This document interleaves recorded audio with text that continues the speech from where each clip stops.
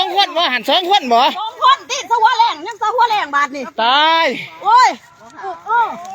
กระดูกสาวพอนั่นติเห็นนะผู้นึงนิดหน่อยจมน้ำปีมาหมดอยู่วัดทั้งแบงย้อนหัวมันลงไอ้แฮนย้อนหัวโอ้ยต้นดีย้อนหัวมันลงไปทางติจะสิไปยังทางนั่นหั่นไปดูนะจะสิปีนขึ้นไปยังทางหั่นคือบ่ลงทางแล้วมันกำเมื่อคืนมึงอยากโอ้ยนายดิ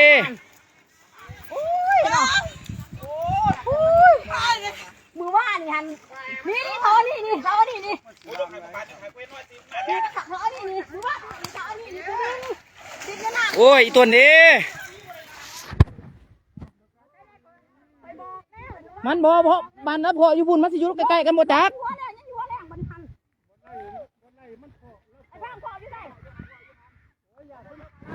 เป็นนะผู้หนึ่งคุณเด็กหน่อยตรงน้ำ2 คนมันแซงบัดทั้งแบงอยู่วัดทั้งแบงนี่มันบ่ได้ใส่เกลือเราไม่ลงเบื้องมันบ่จักมันลงเบื้องไหนนี่เห็นนะผู้หนึ่งยังผู้หนึ่งอย่ายืดเท้าอย่ามันกอดกันหันโอ้ยคุณหามึงเอ้ยใช่อยู่ใส่เว้นตะเกลือเอานั่งเกลือมันเอาลูกมันไม่ยั่งอ่ะไอ้สร้างเขาเอาอยู่เบื้องนั่นนะว่าหันแถวนั่นนะแถวไอ้สร้างไปแถวไอ้สร้างคุณอึ้งไปแถวไอ้สร้างคุณอึ้งขอเบาเลยนะขอเบาตะมูบ้านนี้ก็หายแม่บ้าเลยเกือบมันก็เกือบอยู่เกิดหยันยางมาน้ำกันนี่ยันในบ้านลูกกระเทยมันโทรศัพท์เอาไปนับมันจังเลย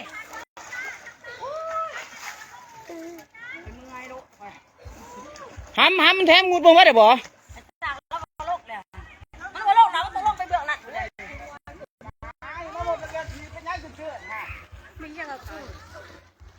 พวกเขาถวยโฟมพวกเขาเห็นนะบ้าแล้วเห็นน่ะเกือบจะนั่งไหนห้องไปเห็นเกือบจะเล่มาว่าน้ำกันดอกโบหยาดมันกอดกัดนะหยาดมันกัดแต่สัตว์มันต้องโอ้ยขยาดมันลูกไอ้แฮนสูแฮนนี่เห็นนะผู้หนึ่งยังผู้หนึ่งหยาดมันลอยโลกเว้ยหยาดมันลงคุ้มผีแล้วหยาดลงคุ้มหวยไปประกาศในแม่โทรหาในบ้านประกาศในที่หันมิดอยู่มันนี่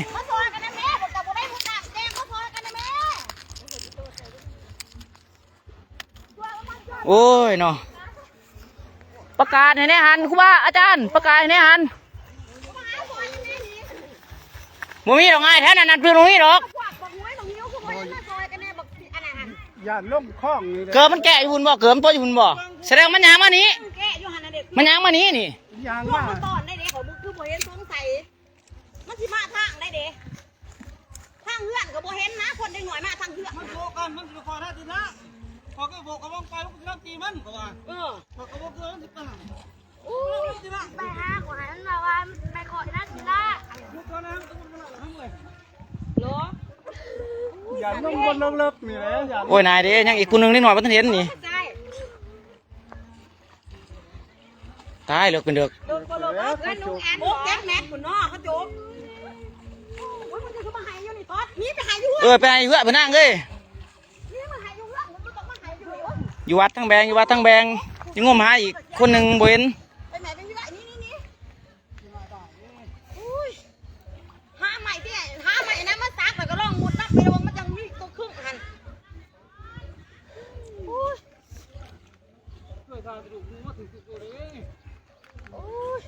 ตายจะมาไปแถวตื่นนะรถจักรรถบอลที่แถวตื่นนี่เนาะมันไปพูงขยะมันสักเลือดไปมันตื่นแห้งไรเขาบอกนะตื่นแห้งที่ได้เชี่ยวเขานี่นะมันลูกกระพอนก็ลูกไอ้แฮน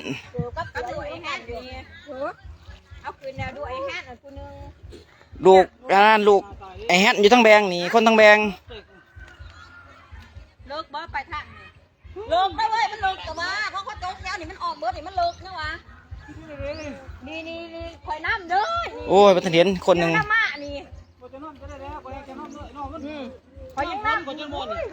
ปกติแล้วข่อยมันสิเวทขมือแต่มือนี่ก็พาแข่งแป้วรถหมู่บ้านนี่มาอาบตอนคำเห็นบ่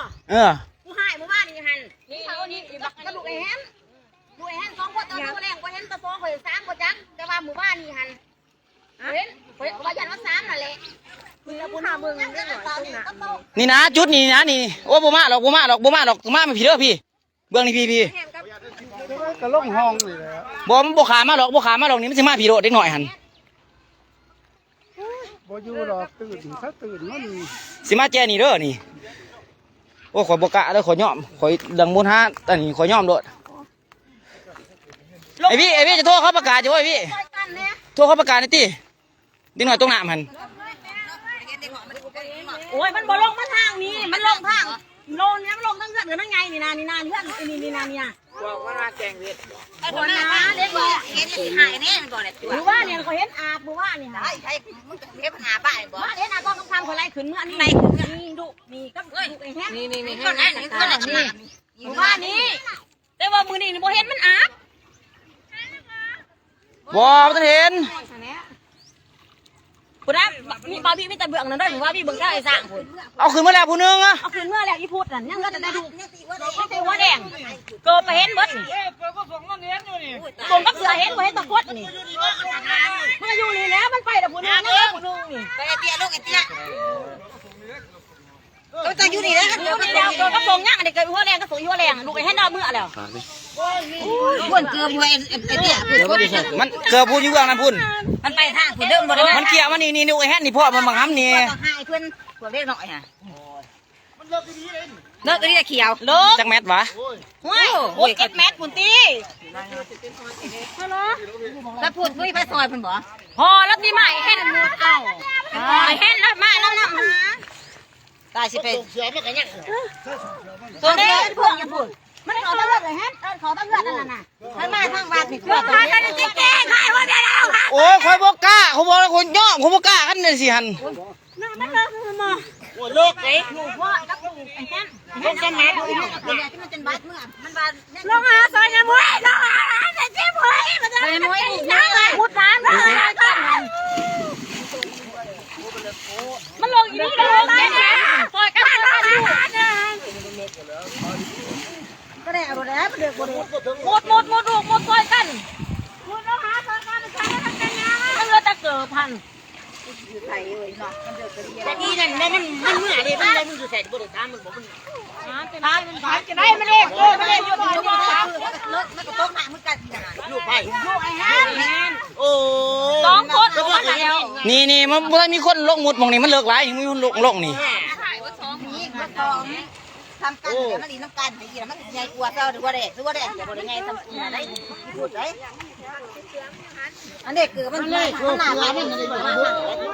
โอ้ยก็มาพากันให้สิดีนะมึงเลย มันหลัดตั้งเงื่อนแดงไล่อันนี้ตั้งเงื่อนไก่อันนี้มันหลัดไปทางกันมาตั้งเงื่อนไปก็เห็นหมู่บ้านนี่ก็กระล่างหมู่บ้านนี่หันมันหลัดไปทางป่า โอ้ยเห็นแล้วสุดที่2โอ้ยต้นดี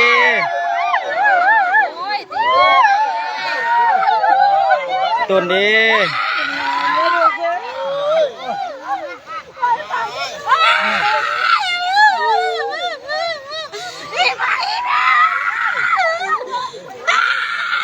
เห็นนะคุณ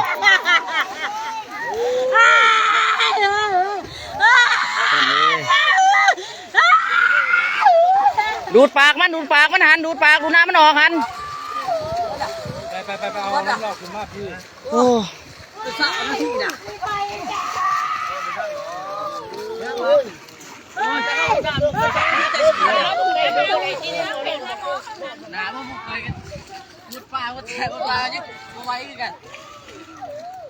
นายดิเนี่ยข่อยบุกตัวข่อยขั้นมีหน้ามีน้องนี่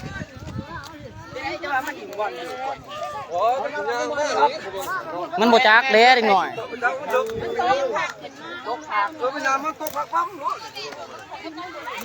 ผู้ที่อยู่หมองเดียวกันโดดบอนเดียวกันโดด มันก็แค่อะไรนะก็ไป กับลูกไอ้ซูลูกไอ้แฮนอยู่น้ำกันโดด วันนี้มันคือไหนต่ออีก ฮะ มันคือไหนต่ออีก ขึ้นไรจะได้เรียบร้อยคือกันตายมา2 คน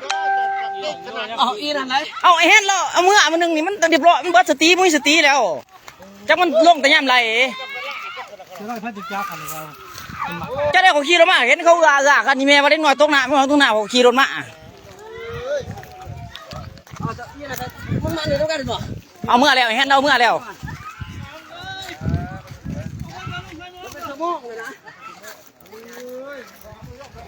ต้นดี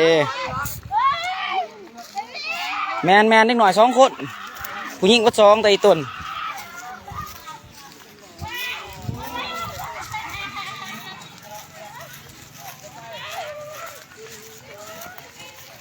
ต้นดีอ่อนแล้วเล่นหัวตรงหนามเนาะ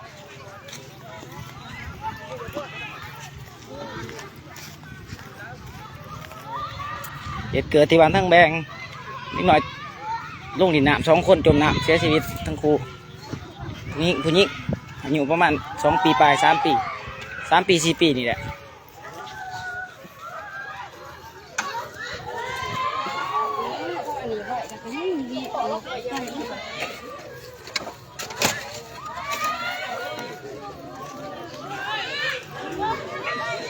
ใช่ลูกไอ้แฮะนี่แหละเอาเมื่อไหร่บ่